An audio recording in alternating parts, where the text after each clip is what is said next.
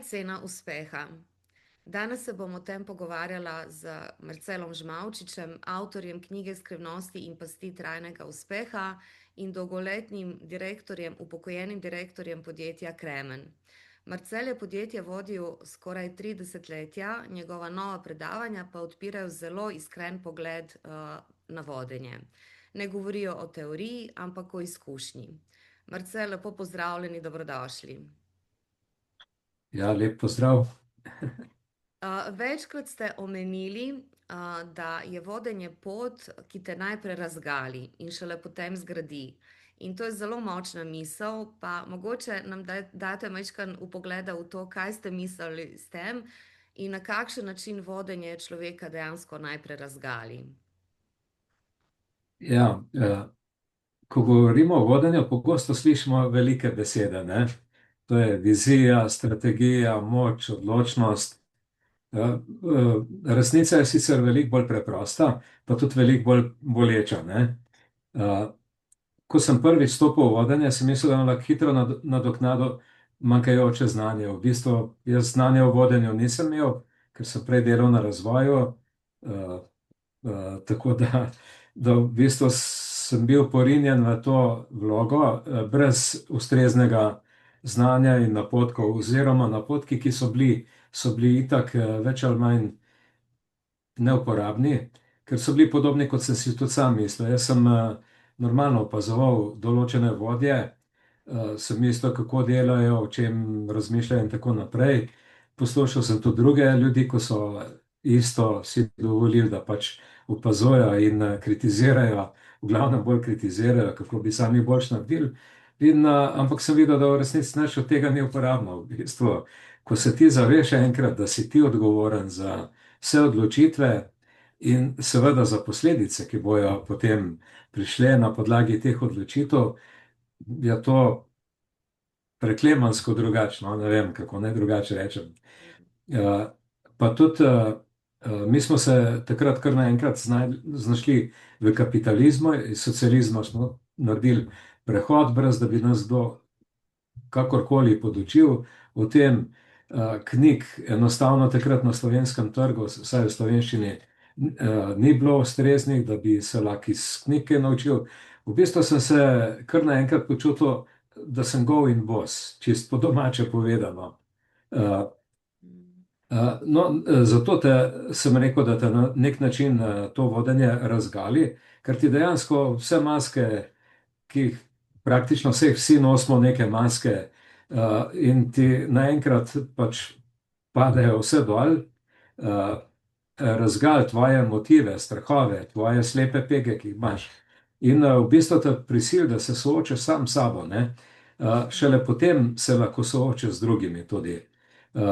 Kar naenkrat v bistvu ti ne pomaga ne diploma, ne teorijo, ki si jo imel in vse, ali pa kar si videl pri drugih. Ko si ti odgovoren za posledice, vse drugače. Potem so prihajale na primer vsak dan nove terjatve, nove zahteve, novi problemi, ki jih ne znaš rešiti, pa obupen občutek, da bi bilo najlažje vreči puško v koruzo, ne. Ampak vse glih tega nisem bil navajen. Vedno sem bil po naravi borec, tako da o tem niti nisem razmišljal, da bi kar tako odnehal. No, ampak šele potem, ko človek sprejme to ranljivost, ko vidiš, kako si v resnici šibek, majhen in vse pomanjkljiva znanja, šele potem lahko začneš graditi neko trajnostno strukturo in trdnost, ki ne bo samo poza, ampak bo na koncu postane integriteta, ne. Tako da v bistvu to razgaljenje ni napaka nekega sistema vodenja, ampak je na nek način predpogoj za rast. V bistvu šele, ko se tega zaveš, takrat mislim, da si šele sposoben prevzemati odgovornost in tako naprej. V bistvu to sem mislil, ne. Ljudje zelo pogosto vidimo napačno. To je recimo, velikokrat sem zgodbe poslušal, ko so rekli, ja, lahko je gostilničarju, ne, ima gostilno, skozi mu prihaja denar, kadar ne teče, pa saj kaplja ali pa curlja, pravijo, ne. Ampak to lahko govorimo iz te strani šanka, ne, ko vidimo, ko pač smo gostje in oni plešejo okoli nas in to z one strani, ko pa moraš dejansko gostilno voditi, pa skrbeti za vse, verjetno pa tudi ne zgleda, najbrž ni tako enostavno, kot se nam zdi, ne. To, na Mm. ta način sem si to Ja, na nek način zamišljal. dejansko zrušimo to iluzijo o tem, kaj je vodenje. Ne? Dokler ne gremo Ja, v pravo izkušnjo, ne vemo zares, ne, kaj vse nas čaka in kdo smo mi pravzaprav. Ne? Takrat se spoznavamo. tako, tako. Pogosto pravite tudi, da večina ljudi torej vidi rezultate, a ne se mečkam smo o tem zdaj že spregovorili, ne pa tudi cene, ki jo plačaš za to. Kaj je tista cena vodenja, ki jo ljudje običajno ne vidijo in vidijo samo Ja, lepo? v bistvu je tako, ne, da uh, ljudje ne vidijo dvomov, ki si jih imel, ne vidijo neprespanih noči, ko si jih imel, ko si razmišljal, kako kakšne stvari rešiti, ko so se ti prvi moment zdele mogoče celo nerešljive in tako naprej. Potem, ko si moral sprejemati težke odločitve, ki niso bile priljubljene, ampak so bile nujne. uh, Bilo je dosti trenutkov, recimo, ko se verjetno marsikera žena vpraša, ali sem se poročila s tabo, ali sem se poročila s podjetjem, ko imaš občutek, da v bistvu, da bi bilo najboljše, če bi se kloniral, ker si premalo si v podjetju, premalo si pri družini, premalo si s starši, premalo si s prijatelji. V bistvu, a, časa imamo 24 ur na dan in to enostavno je zelo težko vse to zorganizirati, tako da bi bilo vsem prav, ne. Tako da tudi družina zagotovo v bistvu trpi, ne, na nek način. Tako da to sem mislil, to je v bistvu uspeh se vidi, mogoče, seveda, če je, sej pogosto ga tudi ni, pa moraš glih tako delati, ne. Uh, ampak ceno pa dejansko poznajo samo tisti, ki so prehodili tako pot, ne. Mm. To je v bistvu tudi dostikrat, ko greš. Jaz sem recimo tudi v knjigi dal dosti dokumentacije na koncu knjige, ravno zaradi tega, ker določene stvari bi izgledale, kot da niso resnične ali pa da so izmišljene. Ne? Šele ko vidiš, da je zadnji neka uradna dokumentacija, se vidi, da se je to res dogajalo. Ne? Mm. To, o tem sem razmišljal, ko sem. Ja, ja, zdaj pa eno pod vprašanje. Ne? Zdaj pa, če potegnete črto in pogledate za nazaj, je bila ta cena uspeha podjetja, ne, ki ste ga spravili s kolen dobesedno v najtežjih izzivih, bila vredna tega, ker ste zamudili mogoče v tem času, čas z družino, s prijatelji, a bi danes to kako drugače naredili? V bistvu ne bi, sej tudi najbrž kje dosti drugače se ni dalo. Tako da na nek način, mislim, meni ni žal za pot, ki sem jo prehodil, mi ni žal v bistvu, ker bilo bi mi žal, če bi razočaral recimo ljudi, za katere sem bil odgovoren in tako naprej, to bi mi bilo žal, ampak glede na to, da jih pa nisem razočaral, mi pa ni žal, ne. Ja, ni nobenih obžalovanj.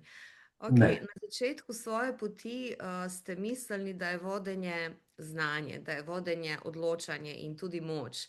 Danes pa pravite, da je vodenje nekaj povsem drugega. Kaj je bila največja zmota, ki ste jo imeli o vodenju na začetku svoje poti? Ja, v bistvu sem mislil itak, sej podjetje na nek način funkcionira, teče, pač normalno imaš nekaj časa, da se boš naučil, kaj je tvoje delo in vse, ampak uh, recimo tudi spomnim se našega predsednika delavskega sveta, to je bilo še za časa socializma, ko mi je rekel, ja, veš, ti bi moral vsake toliko časa malo udariti po mizi, pa bi šlo, ne. In večkrat mi je to omenjal in na koncu pa sem mu pa lepo, jaz sem rekel, Leon, lej, kako bi izgledalo, da jaz točem po mizi, mi nimamo nobenega zagotovila, da bo podjetje uspelo. Truditi se moramo maksimalno, ampak kdo nam lahko zagotavlja? Ne, trudimo se, upamo, da bomo uspeli, lahko nam pa tudi ne uspe. In kako bi izgledalo, da gre podjetje v stečaj in potem rečejo, direktor je še pred nedavnim je toliko po mizi, pa smo vse glih šli v maloro, ne. Uh, Tako da v bistvu ta moč, to to je neke vrste iluzija v bistvu, ne. Uh, Vodenje povezujete med drugim tudi s pogumom. Ne pogumom za neke zmage, ampak pogosto pogumom za težke odločitve. Kaj je bila ena odločitev v vašem življenju, kjer ste zares potrebovali pogum? Ja, v bistvu zanimiv citat je Franklina Roosevelta, ki je dejal: pogum ni odsotnost strahu, temveč pressoja, da je nekaj drugega bolj pomembnega od strahu, ne. Uh, Tako da v bistvu ena od verjetno najtežjih in seveda tudi pogumnih odločitev je bila prekinitev sodelovanja s steklarno, ki nam je dolga leta predstavljala največjega in tudi najbolj zahtevnega kupca, ne. In ker smo poznali v bistvu, koliko imamo zalog surovine in vse, nismo bili zmožni odkupiti ene kmetije, ki je bila nujno potrebna takrat, če bi želeli nadaljevati na tak način, smo videli, da se bo vse skupaj zelo hitro končalo in ne bomo uspeli na razvoju narediti ustreznih korakov, da bi lahko to vrzel, ko bo nastala, nadomestili, in smo se enostavno odločili, da prenehamo delati s to steklarno, ne. To je bila res zelo težka odločitev, tudi nismo vedeli, ali nam se bo išlo ali ne. In tudi odkrito povem, to je bila edina odločitev, ko sem enostavno zažmal. Naciljal sem tam, kamor bi moralo biti, pa kar se bo zgodilo, se bo zgodilo, ne.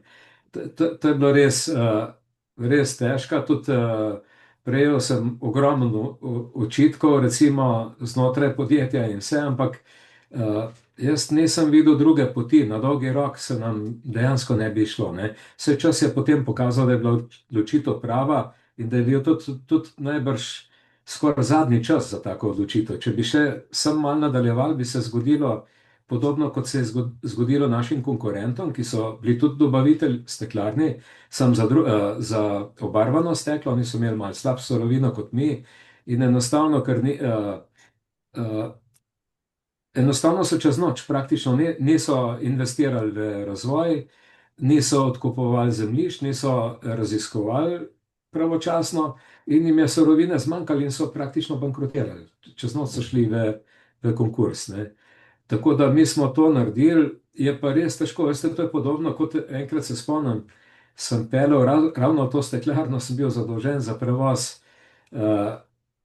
Štirje smo šli na sestanek in nas je na stari avtocesti, ko še ni bilo istosmernih pasov, je prehiteval en tak širok kombi, drug avto, tako da smo se znašli trije praktično na cesti. In jaz sem naciljal in zadnji moment, mogoče tisto zadnjo sekundo, sem zažmal, ker nisem bil siguren, če se bo išlo. Tudi nisem imel več kaj narediti.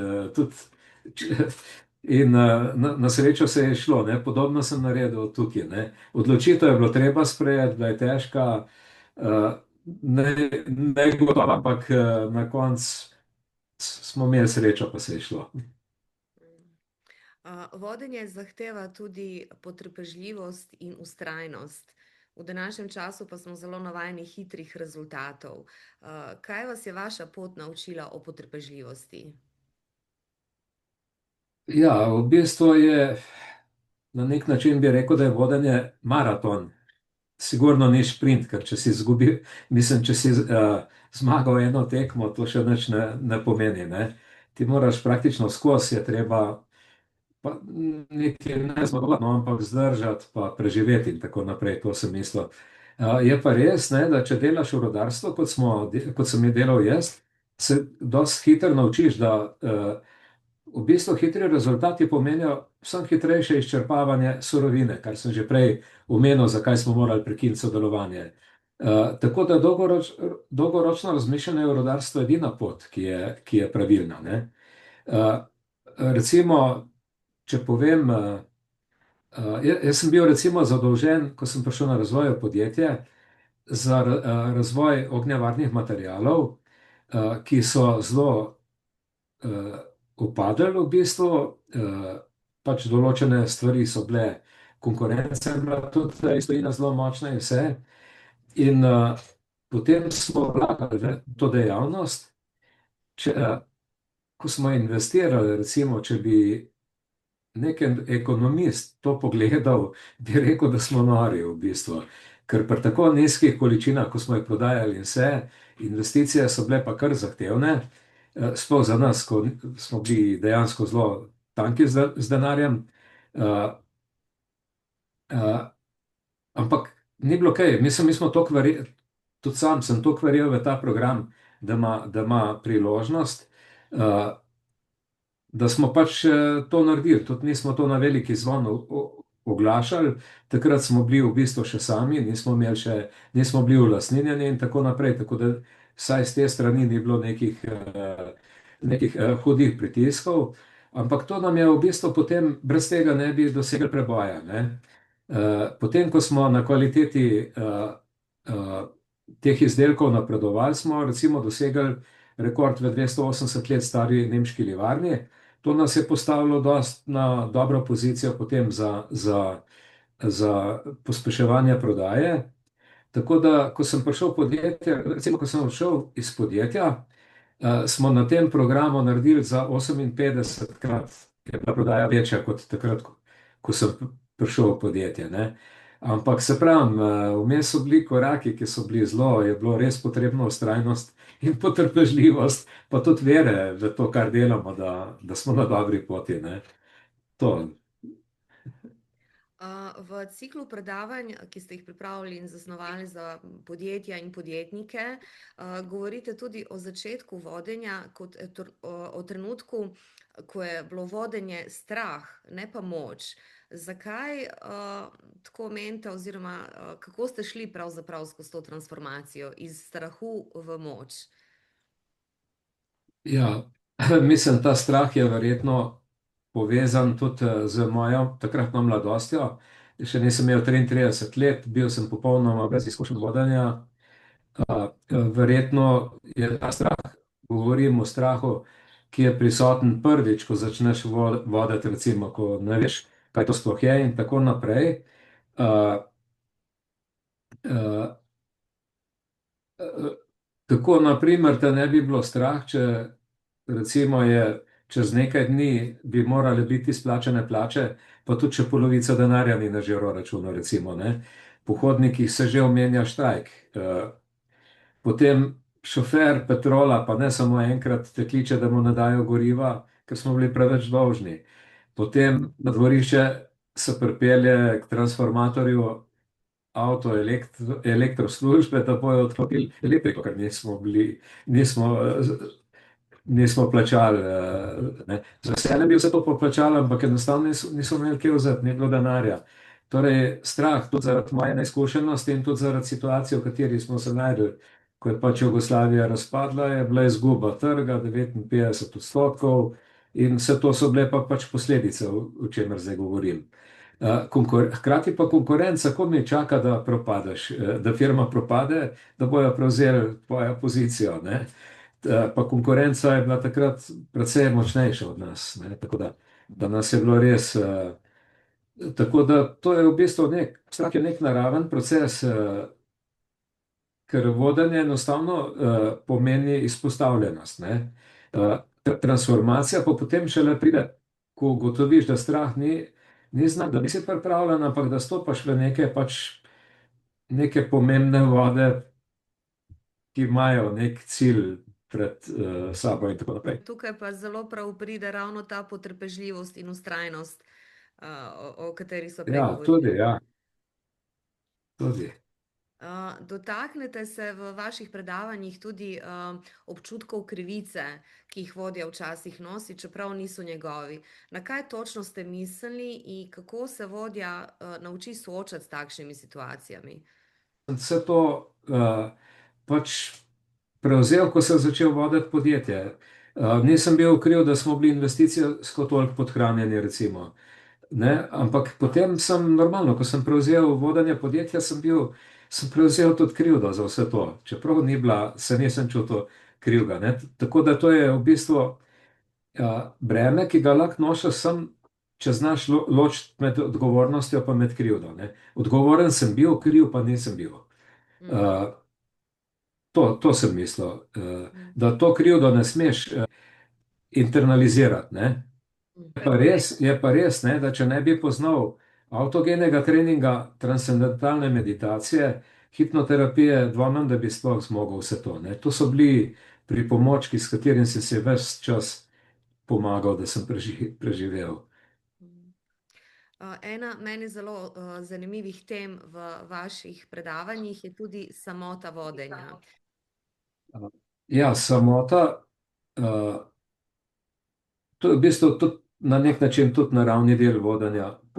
Pojav pa se takrat, ko ozavestiš, da si v celoti odgovoren za posledice odločitev, ki boš sprejel. Uh, V bistvu takrat se na nek način najdeš sam na bregu, ne? Tudi dostikrat so tudi neodobravanja odločitev, ker normalno vsi ne poznajo ozadja tega. Uh, uh, Tako da dostikrat nisi razumljen v bistvu in takrat se res čutiš, kot bi bil sam na tem svetu.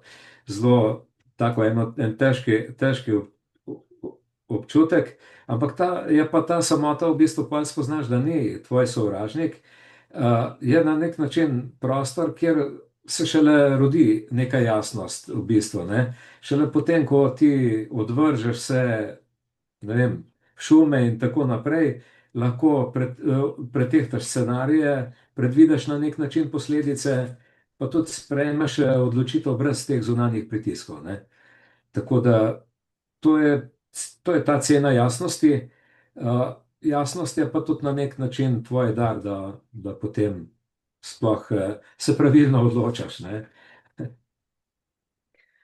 Marcel, hvala lepa za iskren pogovor in za nove vpoglede. Vaš cikl predavanja Skrivnosti in pasti trajnega uspeha, prav zato niso predavanja o teoriji vodenja, ampak resnično o poti, ki ste jo prehodili skozi leta. Če želite razumeti vodenje ne samo skozi rezultate, ampak tudi skozi izkušnjo, so ta predavanja izjemna priložnost za razmislek in učenje.